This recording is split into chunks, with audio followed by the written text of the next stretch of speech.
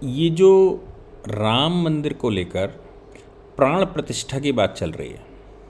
अब प्राण प्रतिष्ठा तो होनी है क्योंकि 1000 वर्षों का संघर्ष, और उस 1000 वर्ष के संघर्ष के बाद 450 वर्षों का तो खूब बड़ा संघर्ष है, 350-400 वर्षों का। और उसके बाद स्वतंत्रता के भी, मतलब हम जब स्वाधीन हुए उसके भी 75 साल निकल गए और हम न्यायालय में युद्ध लड़ते रहे। पाकिस्तान बन गया तो भी हमने न्यायालय में जाना पड़ा। पाकिस्तान तो मुसलमानों के लिए बना था और मुसलमान जो आक्रांता यहाँ पर आए थे उन्होंने मंदिर तोड़ा था और उनको पाकिस्तान मिल चुका था। अब सारे मस्जिदों पर अगर कहें, इमाम गाहों पर बात करें, ईदगाहों पर बात करें, तो वो सब अब भारत की हो जानी चाहिए थी। लेकिन दुर्भाग्य से भारत के जो पहले प्रधानमंत्री बैठे उन्होंने उसको वैसा नहीं होने दिया। वो पोषण कर रहे थे अल्पसंख्यकों के नाम से, जो भी हो रहा था। अब जो बयार चल रही थी उस बयार में आज तमाम तरह के विवाद खड़े किए जा रहे हैं। ये जो विवाद हैं, इन विवादों को समझना चाहिए और इनके मूल में जाना चाहिए। तो बात ये आती है कि सवाल खड़े हो रहे हैं कि मेरी परंपरा से क्यों नहीं हुआ। कोई संत ने कह दिया मेरी परंपरा से होना चाहिए, कोई संत कह रहा है कि नहीं ये परंपरा गलत है, कोई संत कह रहा है ये कर्मकांड गलत है, कोई संत या कोई सामान्य मानवी जो विद्वान है, मैं तो सभी को विद्वान ही कहूँगा क्योंकि जिसके पास अपनी एक परंपरा है, जिसके पास अपनी एक विधि है, जिसके पास अपनी एक व्यवस्था है, वो उसके विषय में ये सोचना चाहिए वो विद्वान है क्योंकि उसके पास एक व्यवस्था है। और जिसके पास कुछ नहीं है वो विद्वान कैसे हो सकता है। लेकिन जिसके पास कुछ नहीं है वो अच्छे प्रश्नकर्ता हो सकते हैं। और सनातन की खास बात यह है कि प्रश्न अगर खत्म हो जाएंगे तो सनातन का बहुत बड़ा नुकसान होने वाला है। अब प्रश्न जो हैं वो खड़े हो गए।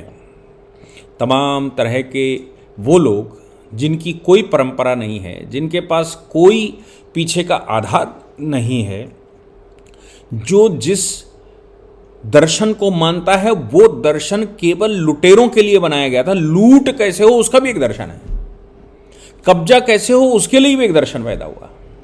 अब वो चाहे खाड़ी में पैदा हुआ हो, चाहे वो बेथलेहम में पैदा हुआ हो, यूरोप में पैदा हुआ हो, लेकिन कुल मिलाकर दूसरे का माल अपना, ऐसी व्यवस्था, ऐसे दर्शनों के लोगों ने प्रश्न खड़े करने शुरू कर दिए। और वो प्रश्न ये हैं कि किसी मूर्ति में प्राण कैसे आ सकते हैं, किसके प्राण हैं, कौन से प्राण हैं, ये कैसे प्राण हैं। जो चीज निर्जीव है उसमें जीव कैसे पड़ सकता है,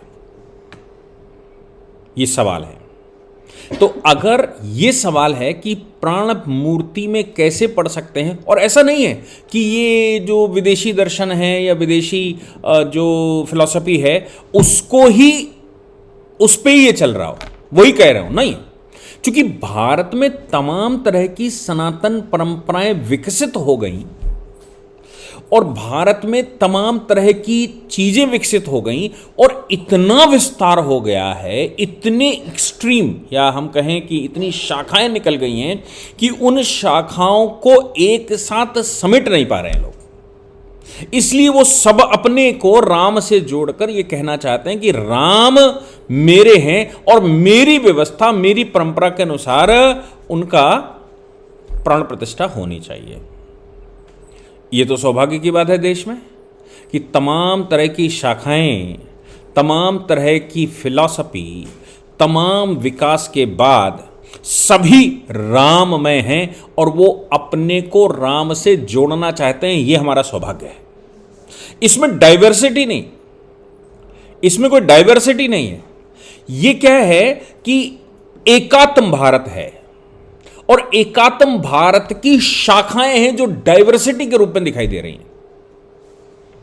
वो शाखाएं ऐसा लग रहा है कि सब डाइवर्ट हैं, क्योंकि उन शाखाओं के बारे में पूर्ण ज्ञान जब तक नहीं होगा तब तक कुछ नहीं कहा जा सकता।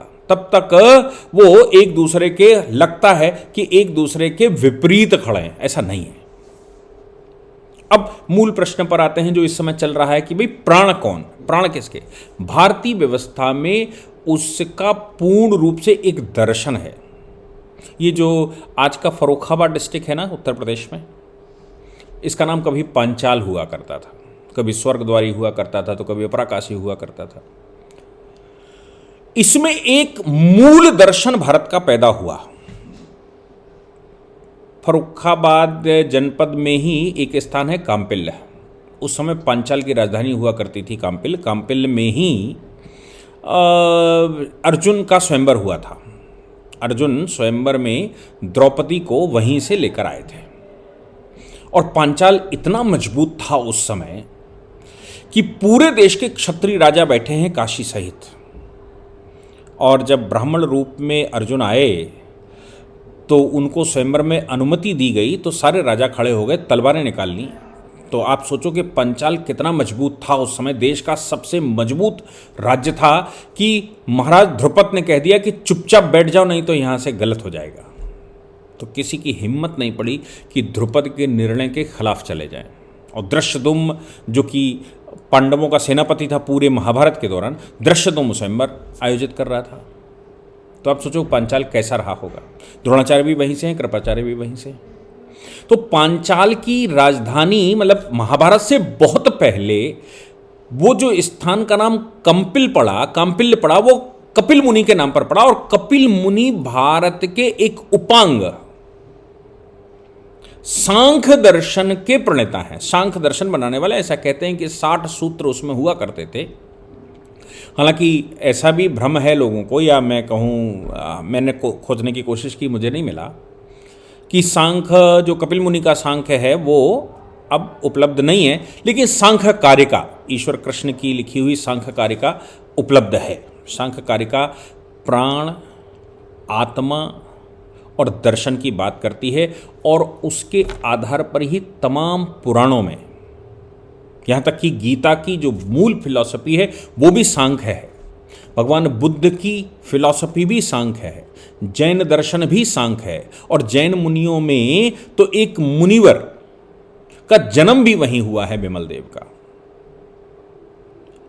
और भगवान बुद्ध को भी दृष्टि वहीं से मिली, सांख्य दर्शन भी। वो सांख्य दर्शन को जैसा भी पढ़ पाए, समझ पाए, तो उन्होंने अपना एक नया संप्रदाय खड़ा किया। लेकिन सांख्य दर्शन को जब आप पढ़ेंगे तो वहां पर वो 3 शरीरों की बात करता है और त्रिदुख की बात करता है, मोक्ष की बात करता है। उसमें इसका सार छुपा हुआ है कि कैसे मूर्ति में प्राण आ सकते हैं, जान कैसे आ सकती है, चेतना कैसे आ सकती है। तो 3 शरीरों की बात सांख्य दर्शन में की गई है। एक को करण शरीर कहा गया है, जिसको लोग कारण शरीर भी कहते हैं। दूसरे को सूक्ष्म शरीर कहा गया है, जिसको आत्मा कहते हैं।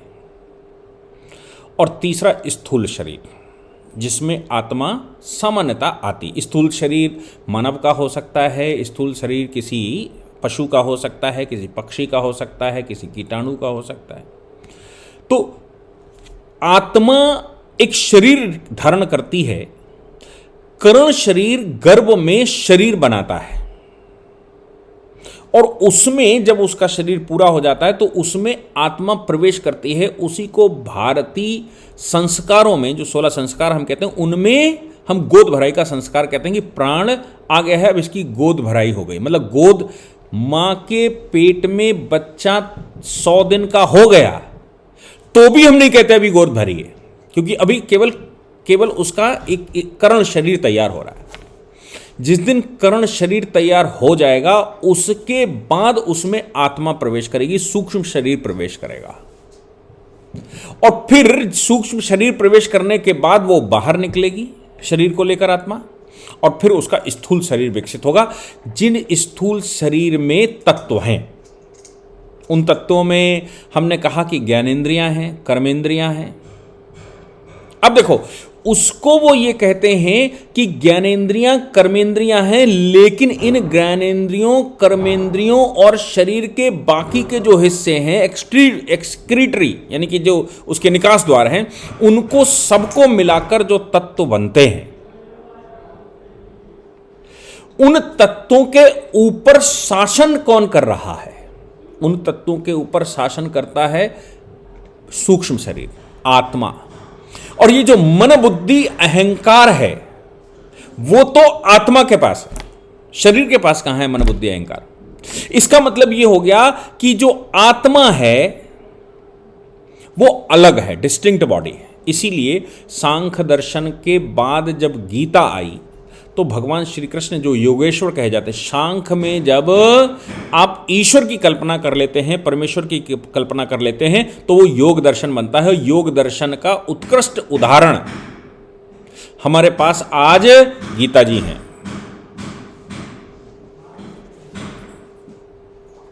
तो शरीर पर शासन कौन कर रहा है? न तो ज्ञानेंद्रिय कर रही है, न कर्मेंद्रिय कर रही है, न उसकी जो एक्सक्रीटरी ऑर्गन्स हैं वो कर रही हैं। और अगर ये शासन कर रही होती तो व्यक्ति के मरने के बाद भी शासन करती। तो व्यक्ति की मृत्यु के किससे हो रही है? शरीर थकने के बाद आत्मा जब शरीर को छोड़ जाती है तो मृत्यु हो जाती है। अब ये जो आत्मा है ये अलग एग्जिस्टेंस में दूसरी बॉडी धारण करती है, दूसरे शरीर में जाएगी, एक सफर तय करती है। और यही बात गीता कह रही है। गीता क्या कह रही? गीता कह रही है कि आत्मा अजर अमर है। ये कैसे मर जाएगी? शरीर मरेगा। तो आत्मा के पास मन बुद्धि अहंकार है और अहंकार की वजह से उसको क्रोध भी है और उसको अहंकार को पूर्ण करने के लिए ही लोभ मोह है। लोभ करता है, मोह करता है, छल करता है। कुल मिलाकर आत्मा को शिक्षित करना पड़ता है। आत्मा के पास बुद्धि है, बुद्धि आत्मा के पास है, शरीर के पास नहीं। मैं उस विषय को, सांख्य के उस विषय को हटा दो, सिर्फ इतनी सी बात कि आत्मा अलग है और आत्मा इस शरीर के माध्यम से पूरे संसार का भोग करती है। अंतरात्मा की आवाज आती भी है, जाती भी है। कुछ आत्माएं ऐसी होती हैं जिनको शक्ल देख लोगे तो इच्छा होती है कि इनको प्रणाम कर लें, उनके चेहरे का तेज देखकर लगता है प्रणाम कर लें। अब ये जो आत्मा का शरीर में प्रवेश करने का अनुष्ठान है ये तो ऑटोमेटिक है, लेकिन आत्मा के विषय में ये भी कन्फर्म है कि पुनर्जन्म की बातें लोगों को याद रहती हैं। बहुत सारे ऐसे लोग हैं, नहीं सामान्यता होता है, लेकिन बहुत सारे लोग हैं जिन्होंने दोबारा जन्म लिया, दोबारा जन्म लेने के बाद अपने पूर्व जन्मों की बात पूरी कहते हैं। यानी कि बुद्धि की जो मेमोरी थी वो मेमोरी लेकर पैदा हो गया, फ्रेश नहीं आया, मेमोरी लेकर पैदा हो गया। प्रारब्ध तो लिखा है लेकिन बुद्धि लेकर पैदा हो गया। इस बात से ये बात प्रतिष्ठित होती है कि ये जो आत्मा है और ये जब मोक्ष प्राप्त कर लेती है तो परमात्मा बन जाती है। तो ऊपर कोई शक्ति है जिसको परमात्मा कहते हैं, यानी कि परमात्मा कहते हैं। और ये जो परमात्मा है ये इस सृष्टि को चलाने वाला है। परमात्मा के स्वरूप, परमात्मा को भी प्रतिष्ठित करने का, उनको भी प्रतिष्ठा देने का, उनको स्थान देने का, उनको शरीर देने की जो विज्ञान हमारे पूर्वजों ने विकसित किया मंत्रोच्चारण के माध्यम से और तमाम तरह के कर्मकांड के माध्यम से,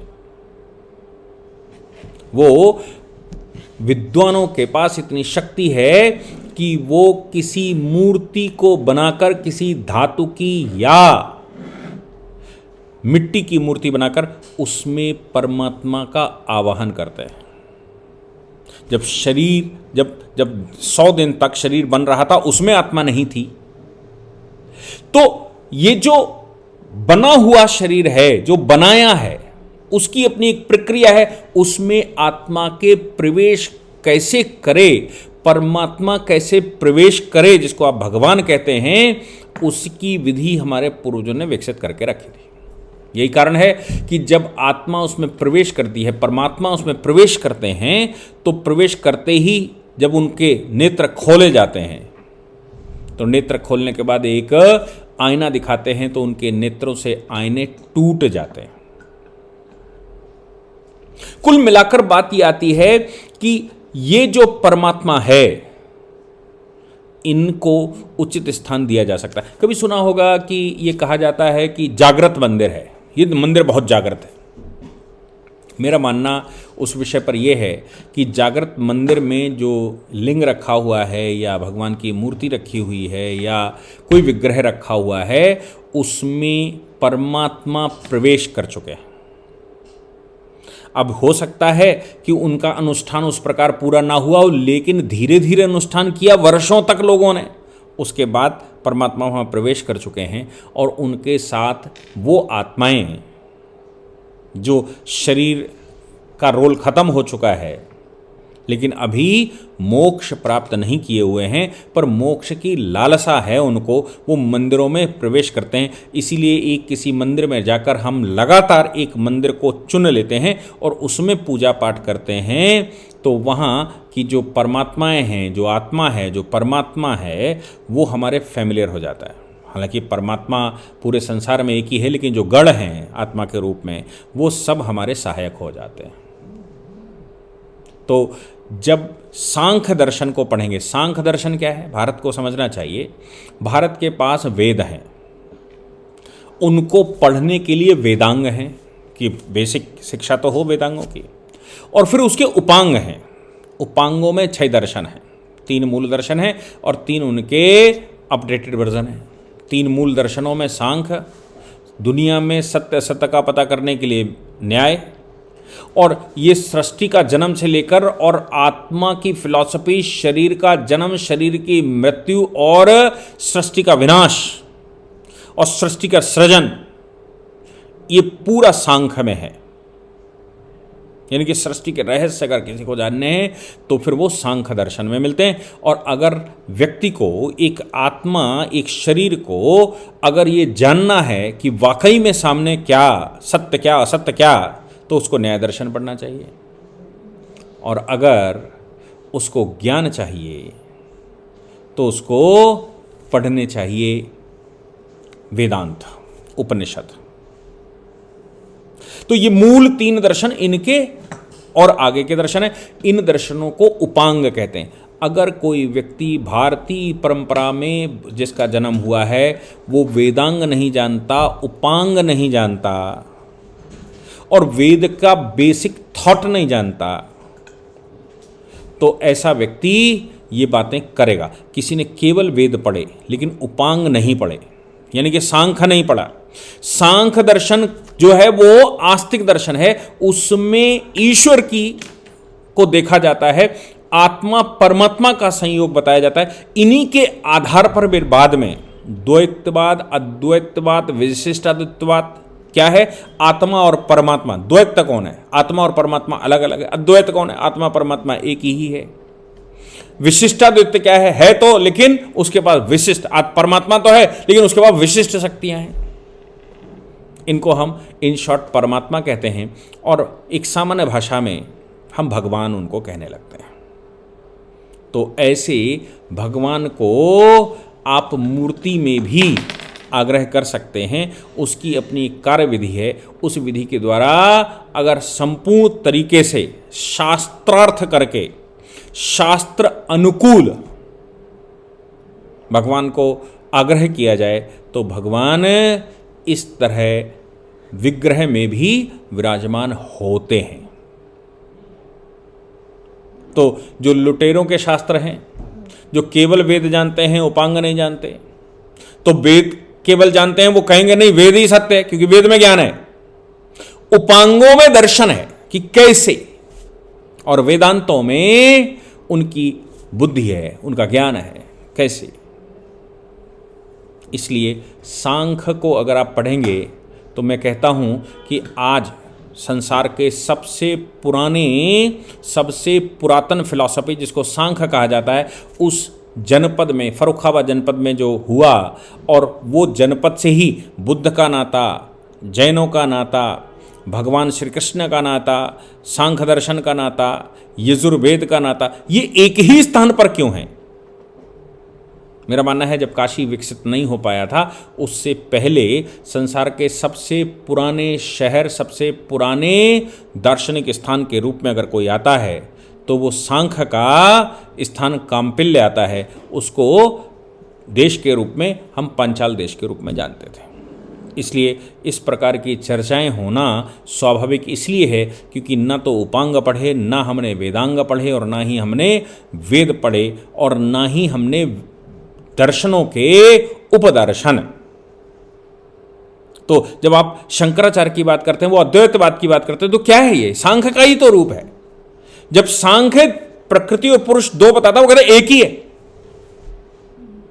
द्वैतवाद क्या है? दो अलग अलग है। अद्वैतवाद क्या है? एक ही है। और विशिष्टाद्वैत क्या? विशेष है उसमें कुछ, लेकिन है तो सांख्य। और है तो आत्मा भी है, परमात्मा भी है, परमात्मा का स्थान भी है, परमेश्वर को स्थान देना भी है। इसलिए जब राम मंदिर की प्राण प्रतिष्ठा हो रही है तो इस प्रकार के प्रश्न मूर्ख खड़े कर रहे हैं, क्योंकि उनको ये ज्ञान ही नहीं है कि भारत क्या है और भारत के दर्शन क्या हैं।